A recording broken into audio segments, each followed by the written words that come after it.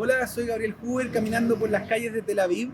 En pocos minutos más van a comenzar a sonar las sirenas a las 20 horas en punto en recuerdo de todos los caídos en conflictos, en guerras que ha tenido Israel y además de las víctimas de atentados terroristas.